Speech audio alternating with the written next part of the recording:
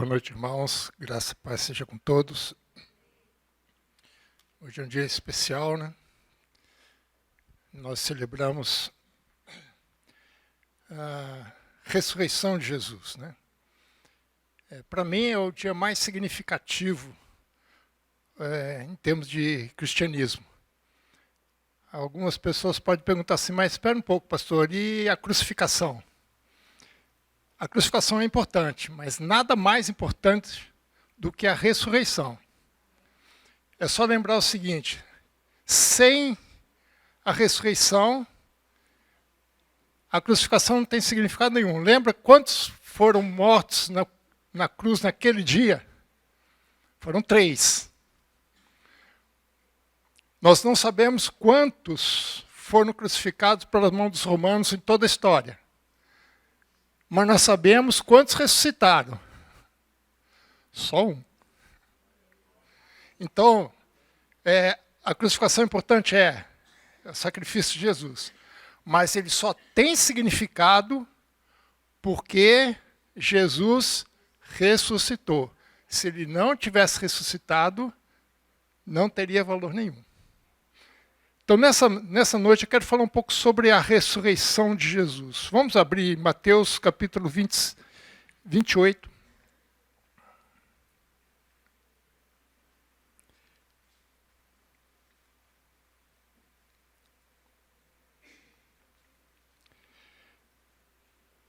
Versículo 1. No findar do sábado, ao entrar no primeiro dia da semana, Maria Madalena e a outra Maria foram ver o sepulcro. E eis que houve um grande terremoto, porque um anjo do Senhor desceu do céu, chegou-se, removeu a pedra e assentou-se sobre ela. O seu aspecto era como um relâmpago, e sua veste alva como a neve. E os guardas tremeram espavoridos e ficaram como se estivessem mortos. Mas o anjo, dirigindo-se às mulheres, disse: Não temais, porque sei que buscais Jesus que foi crucificado, mas ele não está aqui. E ressuscitou como tinha dito. Vinde ver onde ele jazia. E depois depressa dizei aos seus discípulos que ele ressuscitou dos mortos, e vai adiante de vós para a Galileia. Ali o vereis. É como vos digo. E retirando-se elas apressadamente do sepulcro, tomados de temor e grande alegria, correram a anunciá-lo aos discípulos. E eis que Jesus veio ao encontro delas e disse: Salve! E elas, aproximando-se, abraçaram-lhe os pés e o adoraram. Então Jesus lhe disse: Não temais, ide avisar aos meus irmãos que se dirijam a Galileia, e lá me verão. Como eu disse, irmãos,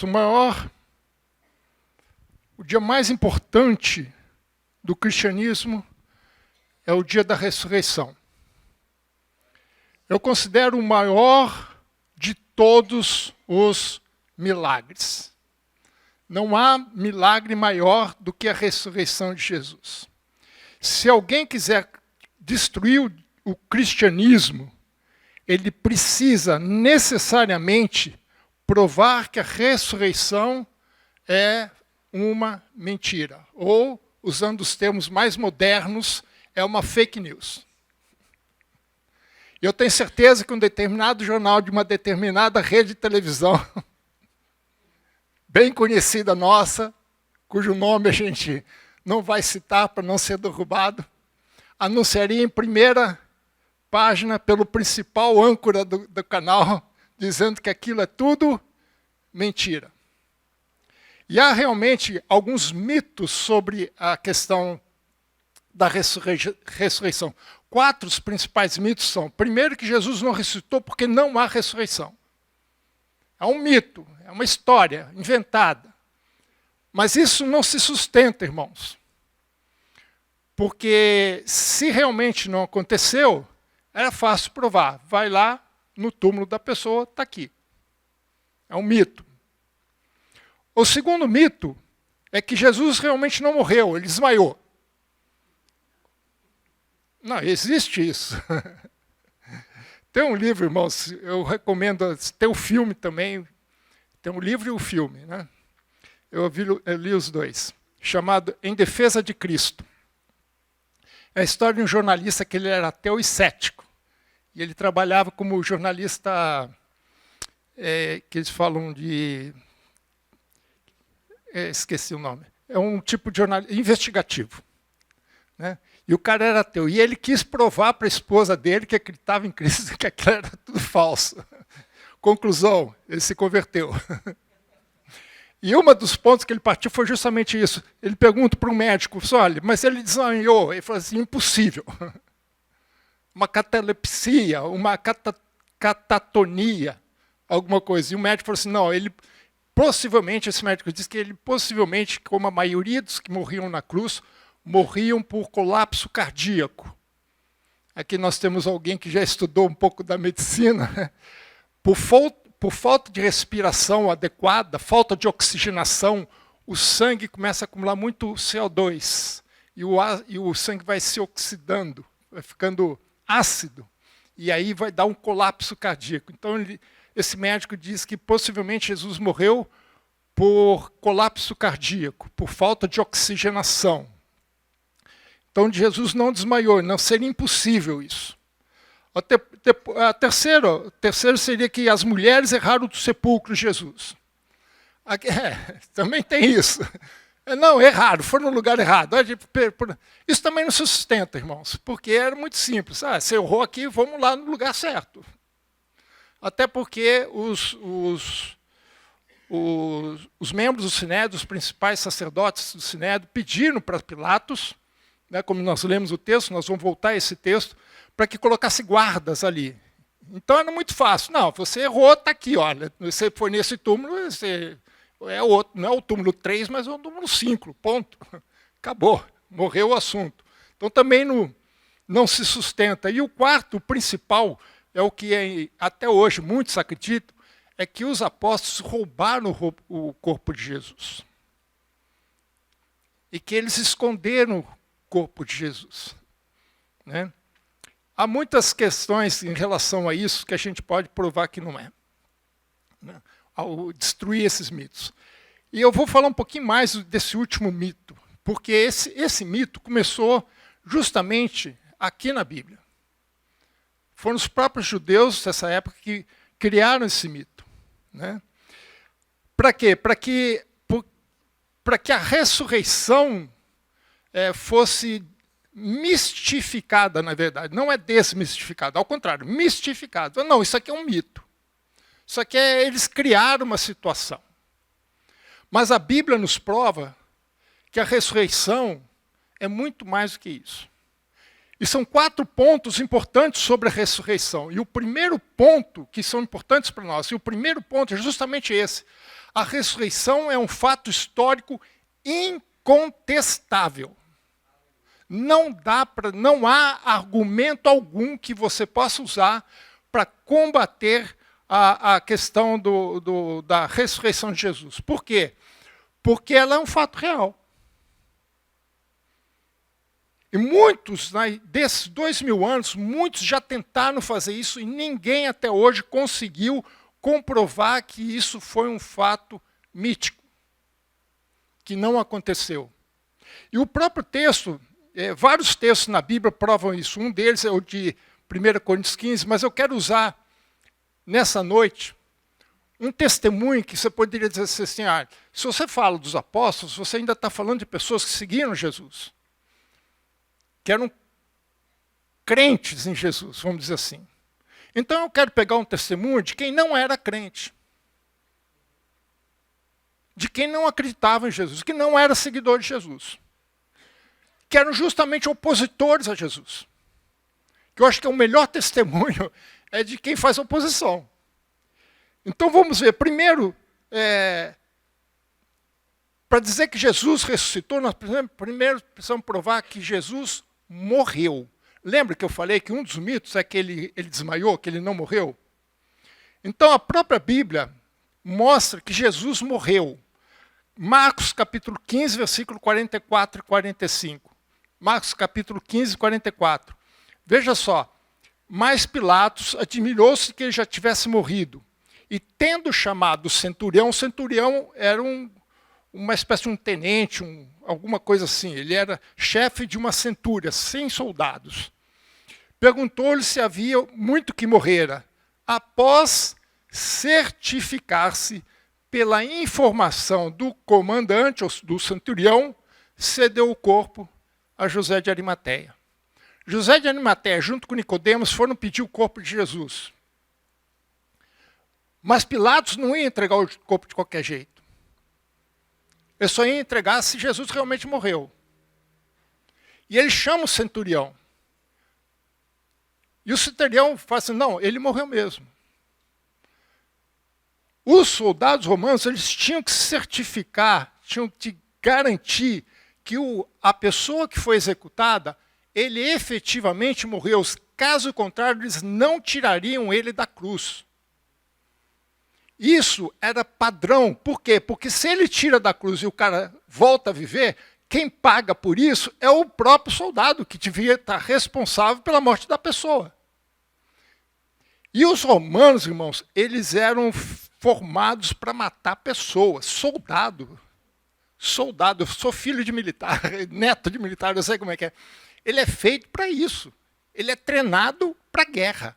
Ele não vai deixar que o inimigo escape, ainda mais nessa situação. Então, quando Pilatos se certifica, ou seja, ele tem consciência, ele tem a certeza absoluta que ele morreu, é que ele cede o corpo. Então não tem como contestar. O próprio centurião romano, que não era crente em Jesus, não acreditava em Jesus, ele certificou, não, ele morreu mesmo, está garantido. E aí o que acontece? Mais, outro detalhe. Mateus 27, 66. Mateus 27, 66 diz assim, indo eles, montaram guarda ao sepulcro, selando a pedra e deixando ali uma escolta. Em grego é custódia. Uma custódia ou uma esquadra, dependendo da situação, pode ser traduzido das suas formas, a escolta era formada de 4 a 16 soldados. E ele, nesse caso, eles tinham que guardar o túmulo. E veja que o túmulo estava selado, a pedra estava selada, ou seja, tinha um selo de Pilatos na porta. E ninguém poderia violar aquele selo. E essas pedras, irmãos, era o seguinte, na frente da porta do túmulo, eles faziam um sulco no chão para encaixar a pedra. Eles rolavam a pedra, encaixavam ali. Então ela não estava no nível ele estava abaixo. Eles fazem um buraco, põem a pedra ali dentro e depois que a pedra está parada ali, ainda colocam uma outra pedra como cunha, para não abrir, não deixar ninguém entrar. Para garantir que a pessoa, se tivesse viva, ela ia morrer lá dentro. Não tinha como sair. As pedras eram grandes. E ainda com esse sulco por dentro, não tinha como tirar. Com a pedra com cunha ali dentro, não tinha como tirar. Não dava para alguém por dentro. Jesus estava com uma catalepsia, ele acordou, aí ele foi lá e tirou a pedra. É impossível. Não, como a pedra era fixada na porta, não tinha como alguém, mesmo por dentro, tirar. Só se alguém viesse por fora, tirava aquela cunha, empurrava a pedra, que não era uma pedra leve. Tinha que ser mais de uma pessoa, 2, 3 pessoas para rolar, porque tinha um buraco no buraco. Tinha que tirar do buraco. Então não era uma coisa simples. Então ali estava a escolta para garantir que nada ia acontecer. Mas, irmãos, aconteceu. O inesperado aconteceu. Como nós lemos aqui em Mateus, capítulo 28, de repente, a terra tremeu. Teve um terremoto, e esse terremoto, não sei quanto foi na escala Richter, mas não foi placas tectônicas.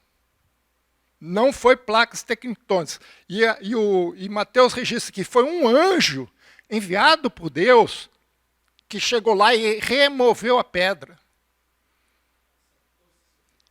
E o mais engraçado fora que Deus tem senso de humor, irmãos. O anjo sentou em cima da pedra.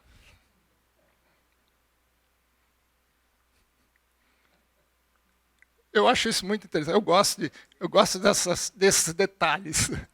Agora, veja o que aconteceu, irmãos. O que eu falo, o testemunho melhor é aqueles que não creem. Veja o que fala no final do versículo 4.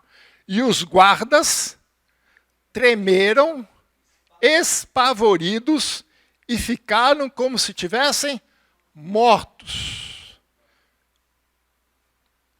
Olha o senso de humor aqui. Veja só, os guardas, soldados romanos, eles eram temidos por todos. O soldado, ninguém queria enfrentar um soldado romano.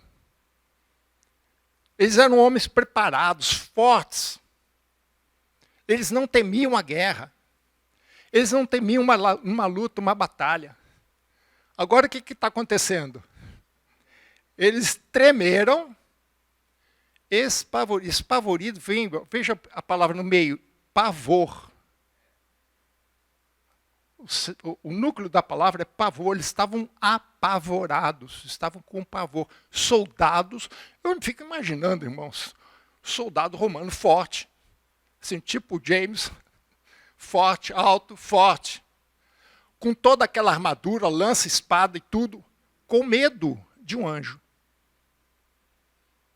Eles ficaram apavorados. E olha, o mais engraçado de tudo, quem é que estava aparecendo morto aqui? O morto aparece vivo.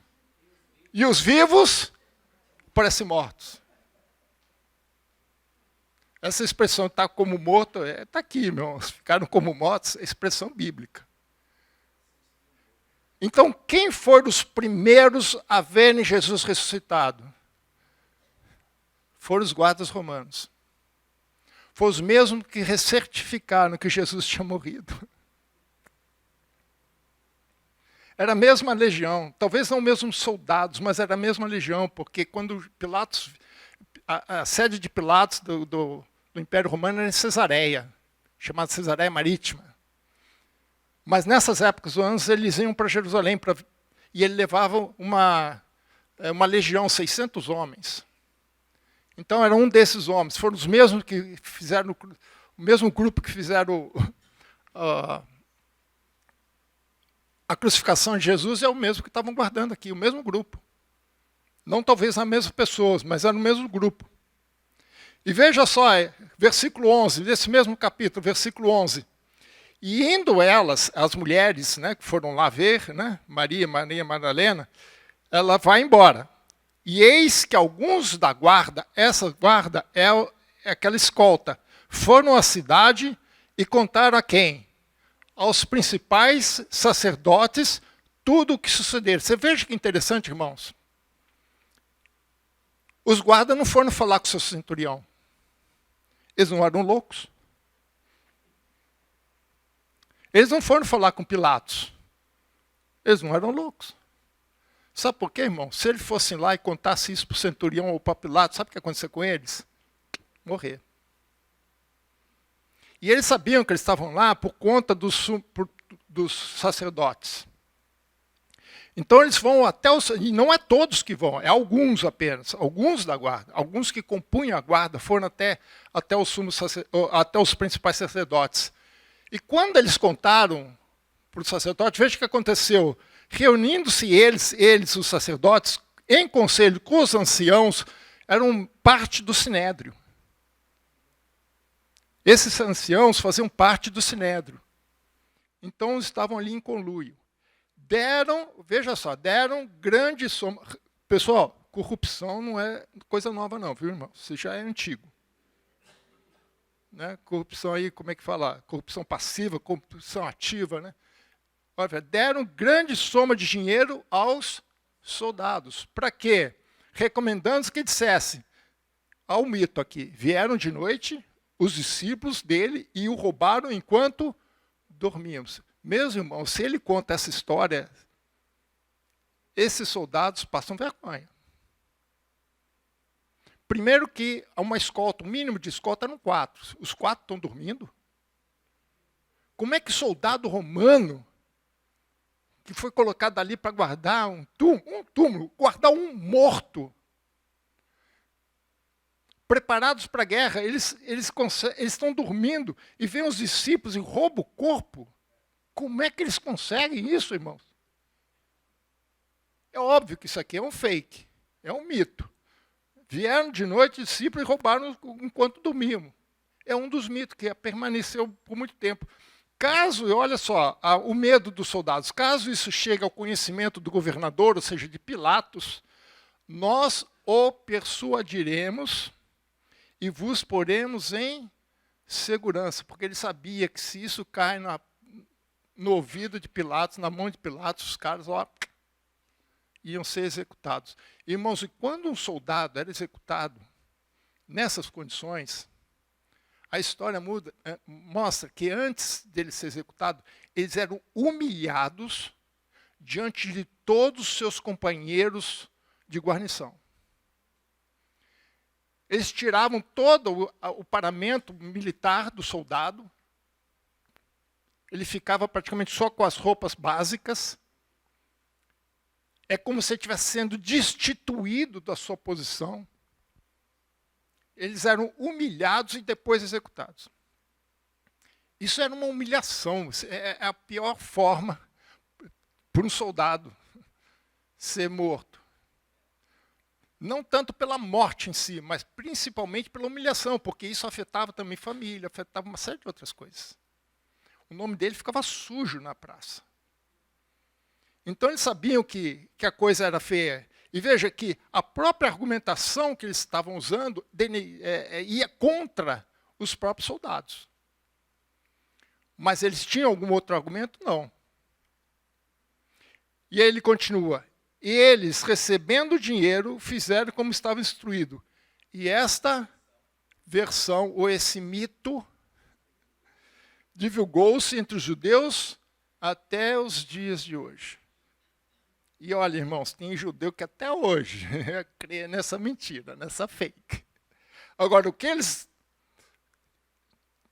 tomaram essa decisão, os sacerdotes tomaram essa decisão por esse tipo de argumento, por quê? Porque eles partiram da pressuposição que Jesus tinha ressuscitado. Veja que o próprio argumento que eles usam contra, para dizer que aquilo era falso, é justamente o argumento que comprova que ele estava vivo, que Jesus tinha ressuscitado, que os túmulos estavam vazios, e não foi porque roubaram. Aqui é a segunda testemunha da ressurreição de Jesus. A primeiro, os soldados que presenciaram, e segundo, os próprios principais sacerdotes que partiram desse pressuposto, porque eles não tinham nenhum outro argumento. Se eles soubessem que o túmulo não estava vazio, eles tinham que arranjar, não está vazio por isso ou por aquilo. Ou porque as mulheres erraram o túmulo, ou porque teve alguma coisa, mas eles sabiam que não tinha como, que aquilo era verdadeiro. Então eles inventaram uma história, inventaram um mito. E eles não tiveram nem coragem de fazer qualquer coisa contestando. Veja só, em Atos 3,15, é o discurso de Pedro no Pentecoste. E no meio da frase, no meio do seu discurso, ele fala, desarte, mataste o autor da vida, a quem Deus ressuscitou dentre os mortos, dos quais somos testemunhas. Cadê os principais sacerdotes para contestar? Onde está? Sabe por que não apareceu? Porque não tinha como contestar. Se fosse verdade isso aqui, irmãos, ia haver uma perseguição enorme contra os discípulos, porque o centurião não era nem o governador, o centurião seria o primeiro a se levantar e ir atrás dos discípulos pegar o corpo de Jesus. Porque a responsabilidade era do centurião. Como é que você deixa 4 homens roubarem o corpo do morto? De um defunto, irmãos. De um defunto. Tem até um filme chamado Ressurreição, né? que ele conta mais ou menos. É mais ou menos essa história. É uma ficção, mas é interessante esse filme. Ele tenta procurar o corpo e não acha. Por quê? Porque Jesus ressuscitou. Então, veja, irmãos, os próprios guardas, os próprios centuriões, os próprios legionários e os próprios principais sacerdotes e anciãos do Sinédrio comprovam a ressurreição de Jesus. Por isso, irmãos, a ressurreição é um fato histórico incontestável. Atestado por até aqueles que eram inimigos de Jesus. O segundo ponto importante em relação à ressurreição, que a ressurreição é o plano eterno de Deus. Não é um plano, é o plano, artigo definido singular masculino. O plano de Deus. Veja Efésios capítulo 3, versículo 10 e 12. Efésios 3, 10 a 12. Para que pela igreja a multiforme sabedoria de Deus se torne conhecida, agora dos principais e potestades nos lugares celestiais, segundo o eterno propósito que estabeleceu em Cristo Jesus, nosso Senhor, pelo qual temos a ousadia e acesso com confiança mediante a fé nele.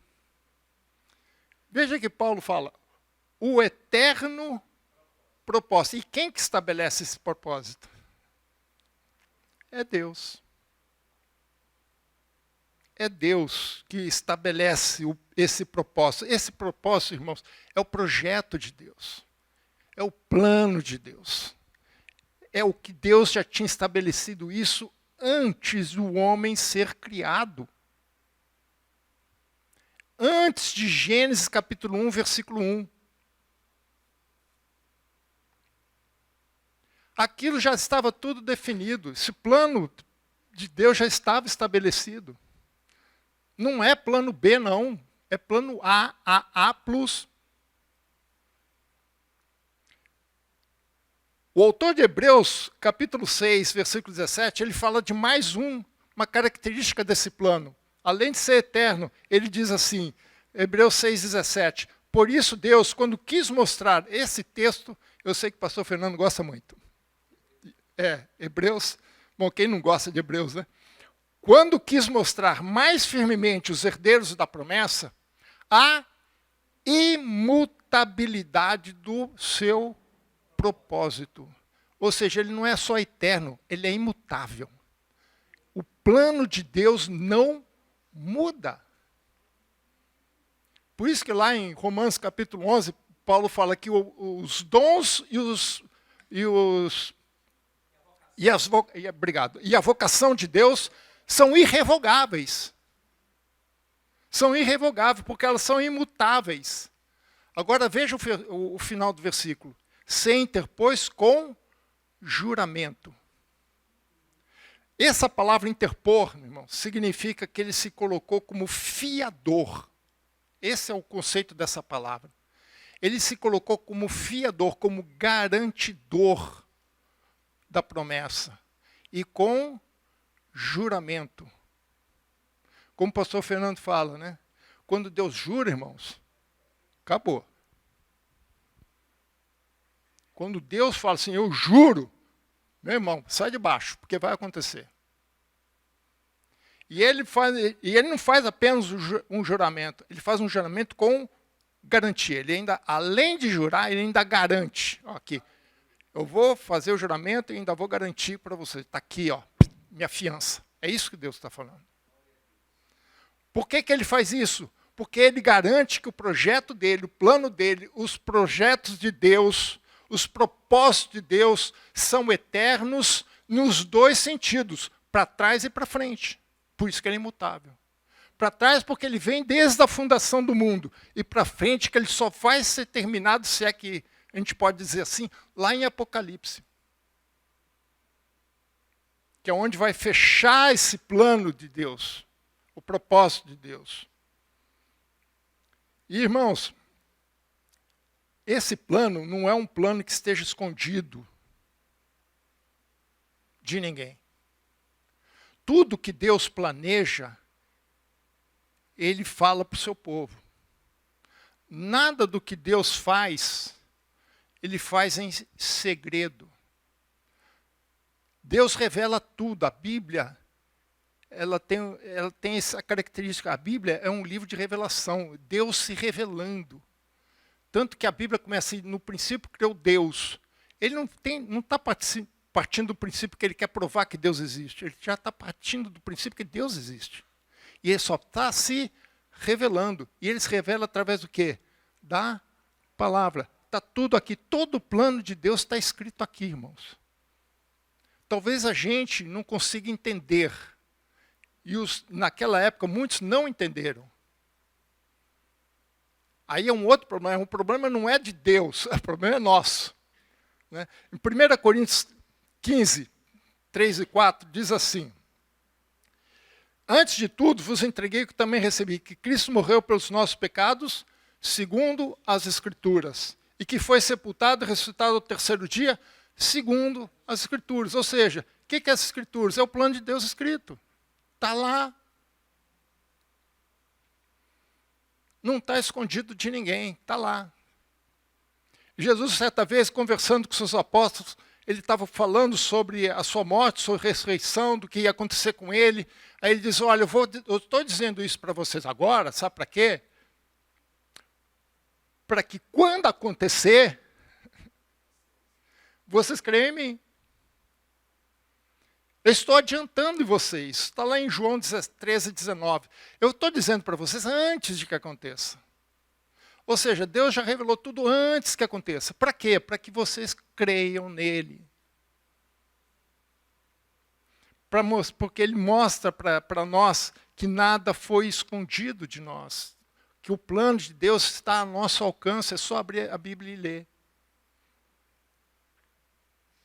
Por isso que lá em Lucas, né, estamos falando da morte de Jesus, Lucas 18, 31, 33, alguns textos são difíceis a gente ler, porque ele é muito pesado, irmãos.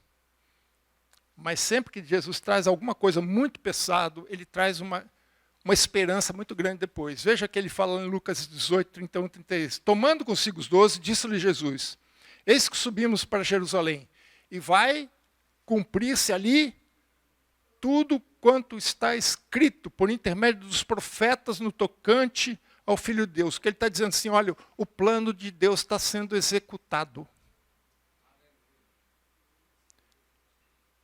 Jesus está indo de encontro ao projeto de Deus. Ele está indo lá cumprir os propósitos de Deus. E ele falou assim, olha, já está tudo escrito. E ele ainda fala o que está escrito, olha, ele será entregue aos gentios, será escarnecido, ultrajado, cuspido. Meu irmão, até hoje é assim, cuspir na cara é uma ofensa grave. O pastor Fernando é de Alagoas, mas se fosse cearense, seria assim, a Patrícia não está aqui, a Patrícia é cearense, puxaria a peixeira. Ah, tem aqui o casal cearense.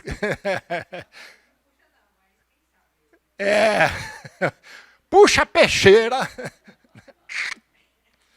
Bater e abrir-se e vosar. Né? Então ele vai cuspido. E depois o açoitarem, tirar-lhe-ão a vida. Mas a conjunção aqui é adversativa, irmãos. A esperança vem aqui. Até agora só tem desgraça. Mas Jesus fala tudo antes. Ele apresenta o projeto de Deus. Mas, ao terceiro dia, ressuscitará.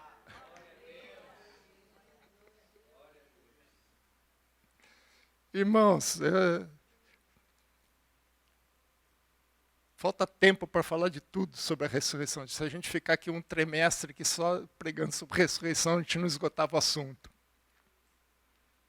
Mas está tudo escrito lá. A ressurreição de Jesus ao terceiro dia está escrito lá. Oséias capítulo 6, versículo 1 e 2. Eu tenho certeza que alguns irmãos conhecem esse texto bem de cor, sem ler. Vinde, tornemos ao Senhor, porque Ele nos despedaçou e nos sarará. Fez a ferida e a ligará. Depois de 2 dias, nos revigorará. Ao terceiro dia, nos levantará e viveremos diante dele. A vida eterna, irmãos. Está lá escrito. Não é nenhuma novidade. Tudo está revelado, todo o plano de Deus, tanto o projeto de Deus está revelado. Semana eu estava escutando o pastor Hernandes Dias Lopes, e ele me chamou a atenção de um texto que me fez refletir em alguns pontos. Eu não vou falar tudo, porque afinal não é esse o meu objetivo, né? E ele falou sobre outra coisa. Falou também ressurreição, mas em outro sentido. Lucas 20, mas um texto, quando eu li esse texto de novo, me acendeu uma luzinha aqui. Veja que fala Lucas 24, 25 a 27. Alguns discípulos, acho que 2 ou 3 discípulos, estavam indo para Emaús, aquele encontro em Emaús. E no meio do caminho, eles conversam, Jesus aparece, conversa com eles, e no final ele diz assim, versículo 25, então lhes disse Jesus, honestos e tardios de coração para crer tudo o que os profetas disseram, o plano de Deus, está lá. Porventura não convinha que Cristo padecesse e entrasse na sua glória? Agora veja aqui que eu achei interessante, eu queria estar nessa aula. Veja só, começando por Moisés, discorrendo por todos os profetas, expunha-se o que a seu respeito constava em todas as escrituras. Se a gente lê isso aqui, a gente não vai perceber um detalhe importante aqui, irmãos. O que Lucas escreve aqui, possivelmente um dos apóstolos que falou isso aqui, aqui está a Bíblia hebraica por completo. Começando por Moisés. Moisés e a lei. Os judeus chamam de Torá. A lei de Moisés. Então ele começa pela lei. Começa com Gênesis. Possivelmente capítulo 3. Da serpente e a mulher. Depois ele fala de Noé. Depois fala de Abraão, de Isaac, Jacó. E vai embora. Depois, quando ele termina Moisés, a divisão hebraica, vem os profetas. É diferente da nossa. Só que profetas para ele tem profetas anteriores e posteriores. Anteriores, Josué, Juízes, 1º, 2º Samuel, 1º e 2º Reis. Depois vem os profetas posteriores, Isaías, Jeremias, Ezequiel, Daniel não é profeta para eles. Aí vem os profetas menores. Já pensou pegar cada um desses livros e mostrar o plano de Deus escrito, desenvolvido ali? Mostrando como Deus está agindo no seu plano? Essa parte, os profetas, os judeus chamam de Naviim ou Nabiim, que são profetas. E expunham-se a seu respeito, constava em todas as escrituras em hebraico, Ketubim. É a terceira divisão da Bíblia hebraica.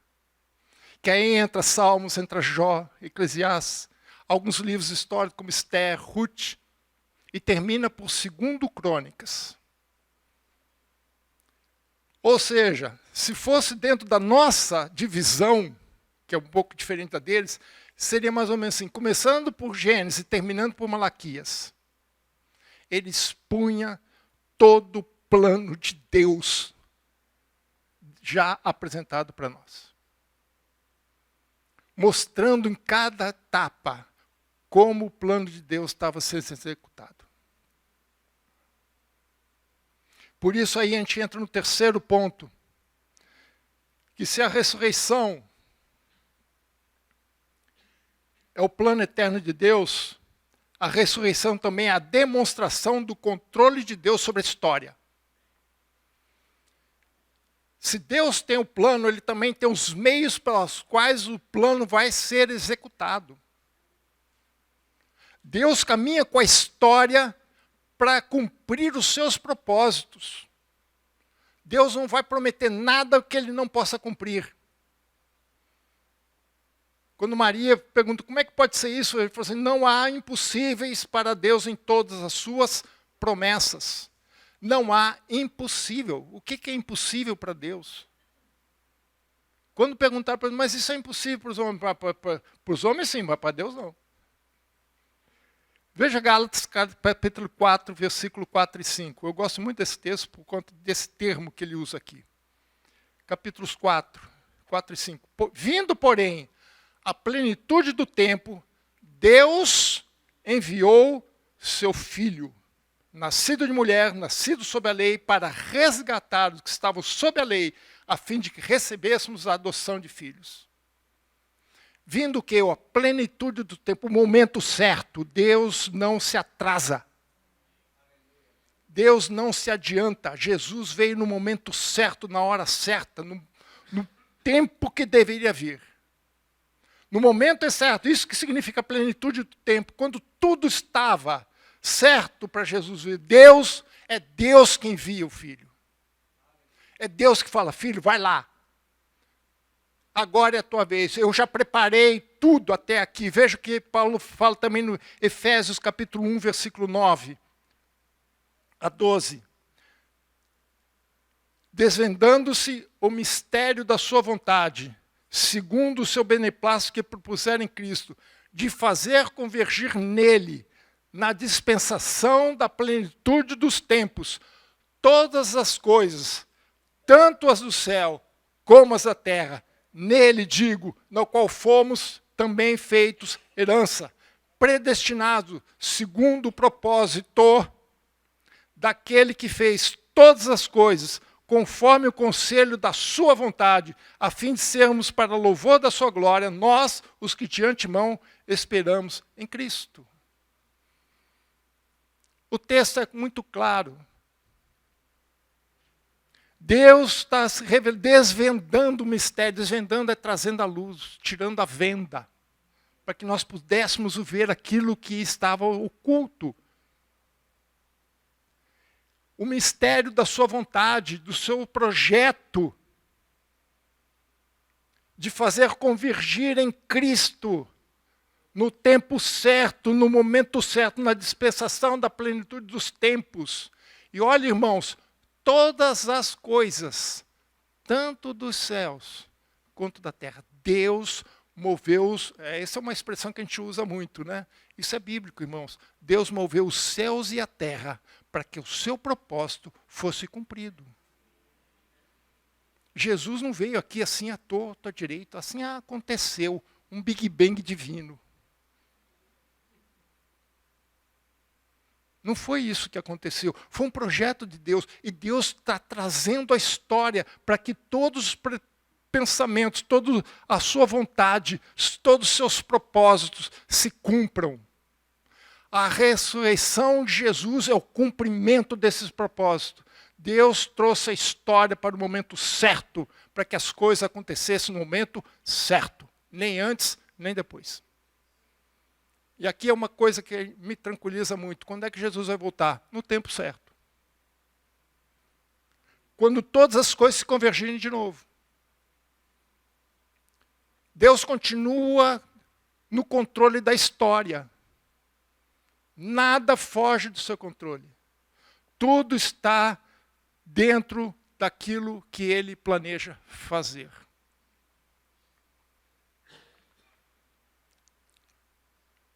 Nós lemos aqui o início da carta de Pedro, né? 1 Pedro capítulo 1, de 1 a 10, mas veja o que ele fala no versículo 18 e 21.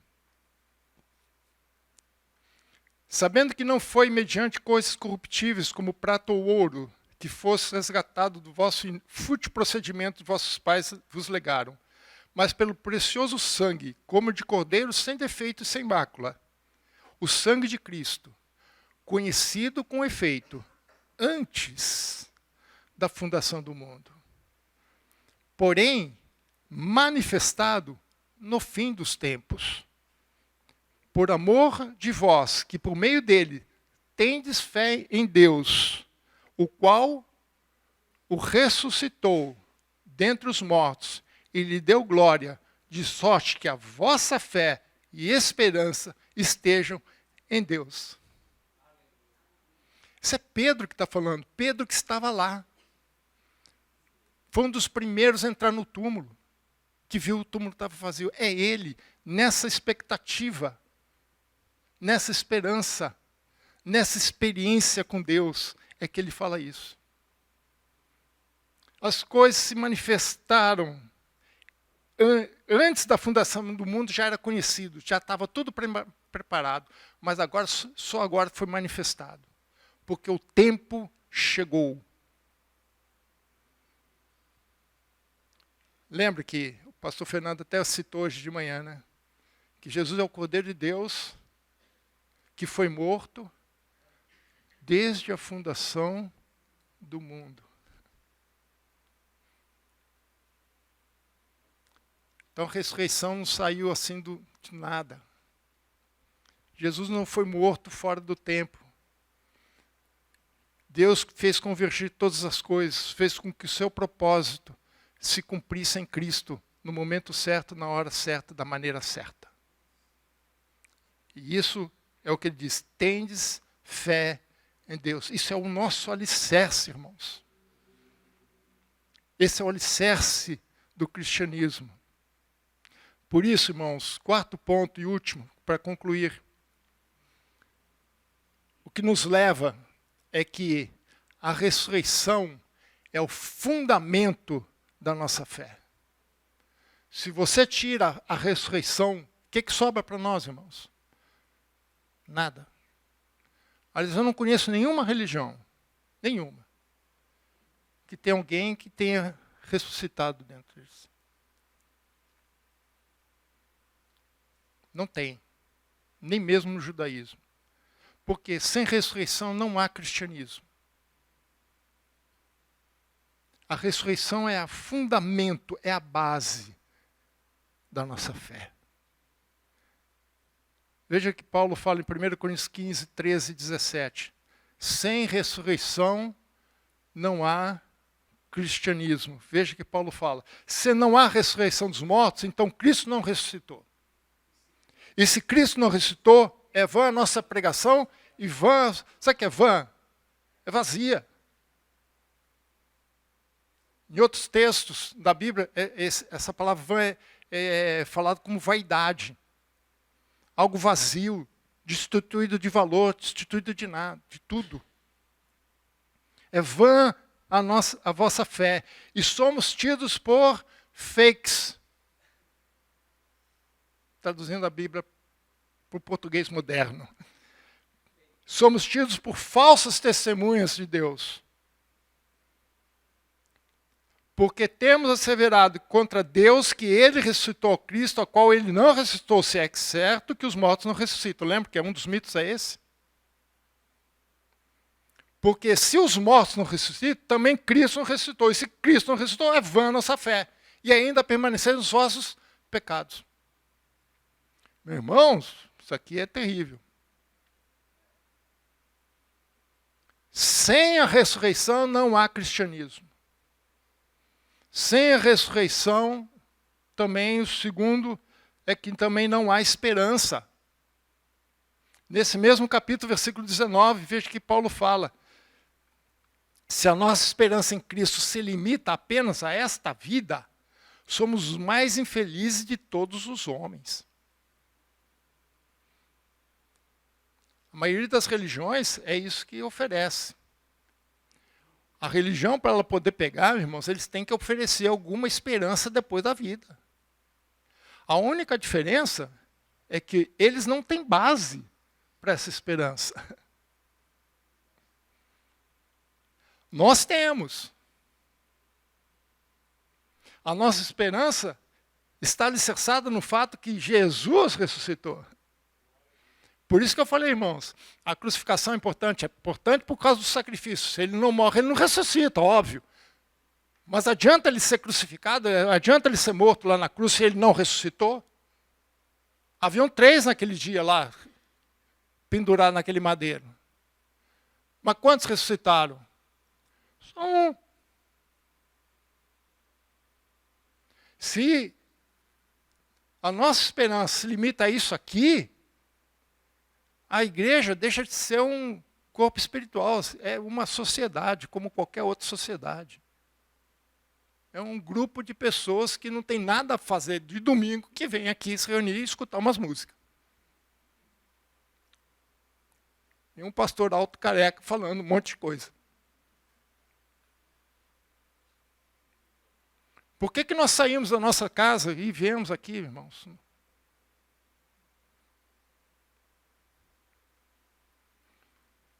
Se a nossa esperança se limita àquilo que se cumpre na vida,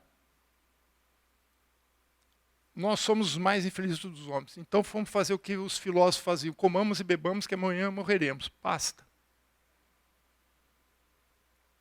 Sem ressurreição não há esperança. E sem ressurreição também não há futuro. 2 Coríntios 4, 13 e 14. Tendo, porém, o mesmo espírito da fé, como está escrito, eu criei, por isso também falei. Também nós cremos, por isso também falamos, sabendo que aquele que ressuscitou o Senhor Jesus, também nos ressuscitará com Jesus e nos apresentará convosco. Esse é o nosso futuro. A garantia da nossa ressurreição, sabe qual é? A ressurreição de Jesus. Por isso que a Bíblia fala que Jesus é as primícias da ressurreição. Ele é a garantia de que de um dia, se você morrer em Cristo, você também vai ressuscitar. E todos aqueles que morreram em Cristo também ressuscitarão. Esse é o nosso futuro. Nosso futuro não é aqui. Nosso futuro está depois. É na ressurreição. Quando Cristo voltar, ressurreto. Por isso eu gosto muito do capítulo 1 de Apocalipse. Cristo ressurreto aparece para João.